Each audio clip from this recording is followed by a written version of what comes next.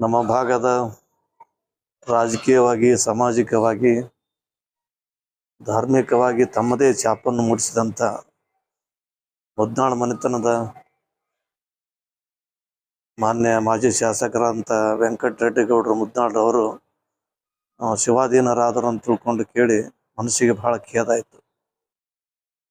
ಈಗಾಗಲೇ ಸುಮಾರು 2 ತಿಂಗಳ ಹಿಂದೆ ಅವ್ರ ಮನೆತನದವರೇ ಆದಂಥ ಸಕ್ರಿಯವಾಗಿ ಧಾರ್ಮಿಕದಲ್ಲಿ ಮತ್ತು ಸಾಮಾಜಿಕದಲ್ಲಿ, ರಾಜಕೀಯದಲ್ಲಿ ತಮ್ಮನ್ನು ತಾವು ತೊಡಗಿಸಿಕೊಂಡಂಥ ಡಾಕ್ಟರ್ ವೀರಬಸವಂತ ರೆಡ್ಡಿ ಅವರು ಅಚಾನಕ್ಕಾಗಿ ಅವರು ನಮ್ಮೆಲ್ಲರನ್ನು ಬಿಟ್ಟು ಹೋದು ಅದೇ ತುಂಬಲಾರದಂಥ ಒಂದು ನಷ್ಟ ಆಗಿತ್ತು.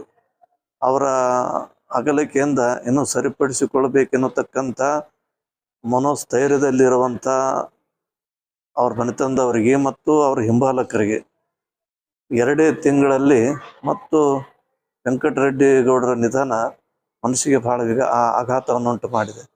ಅಪಾರ ಜನಸಂಖ್ಯೆಯನ್ನು ಹೊಂದಿದಂಥ, ಅಪಾರ ಬೆಂಬಲಿಗರನ್ನು ಹೊಂದಿದಂಥ ವೆಂಕಟರೆಡ್ಡಿ ಗೌಡರ ಅಗಲಿಕೆ ಇವತ್ತು ನಮಗೆ ಹಿಡ್ಕೊಂಡು ಎಲ್ಲರಿಗೂ ಕೂಡ ಭಾಳ ದಿಗ್ಭ್ರಾಂತರನ್ನಾಗಿ ಮಾಡ್ಯದ.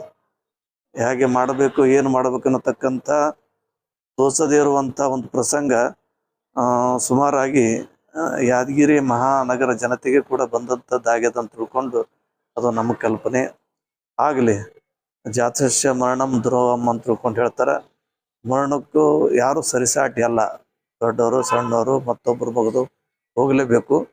ಅವರ ಅಗಲಿಕೆಯ ನೋವನ್ನು ತುಂಬಿಕೊಳ್ಳತಕ್ಕಂಥ ಶಕ್ತಿ ಭಗವಂತ ಅವರ ಕುಟುಂಬದ ವರ್ಗದವರಿಗೂ ಮತ್ತು ಅವರ ಹಿಂಬಾಲಕರಿಗೂ ಅವರ ಬೆಂಬಲಿಗರಿಗೂ ಕೊಡ್ಲಿ ಅಂತ ತಿಳ್ಕೊಂಡು ನಾನು ಭಗವಂತನಲ್ಲಿ ಕೇಳ್ಕೊಳ್ತೀನಿ.